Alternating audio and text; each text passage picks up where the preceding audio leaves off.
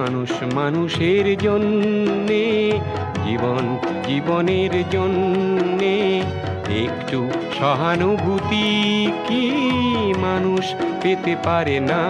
ও বন্ধু, মানুষ মানুষের জন্যে। প্রতি বছরের ন্যায় এবছরও ডোমার উপজেলায় লাভশিয়ার বিডি নীলফামারীর পক্ষ থেকে শীতার্ত এবং অসহায় মানুষের মাঝে কম্বল বিতরণ করা হয়েছে।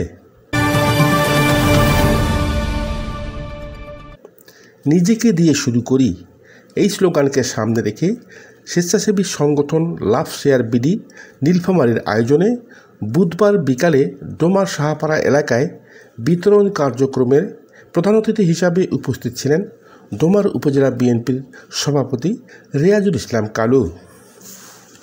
লাভশিয়ার বিডি কর্তৃক আয়োজন, আমি ধন্যবাদ জানাই ডোমার উপজেলা বিএনপির পক্ষ থেকে এই গ্রুপকে যারা এই আয়োজন করেছেন।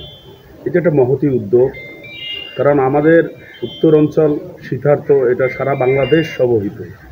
আর শীতকালে আমরা একদম তৃণমূলের যারা একেবারেই গরিব নিরীহ মানুষ, হয়তো তারা এই গরম কাপড়ের জন্য তারা অসহায়ত্ব জীবনযাপন করতেছেন, তাদেরকে বেছে এনে এখানে প্রায় শতাধিক মানুষকে একযোগ করে তারা এই উদ্যোগ গ্রহণ করেছেন।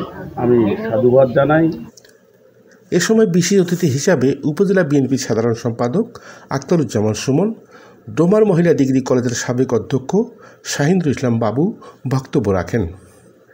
এছাড়াও অনুষ্ঠানে লাভশিয়ার বিডির ডোমার উপজেলার কর্মী শরীফুল ইসলাম মানিক, মাইদুল ইসলাম বসুনিয়া তুর্য, খালিদ মাহমুদ, অবসরপ্রাপ্ত সার্জেন্ট আলমগীর হোসেন, আফসানা ইয়াসমিন আশা, আব্দুল আউয়াল লাকি সহ এলাকার গণ্যমান্য ব্যক্তিগণ উপস্থিত ছিলেন।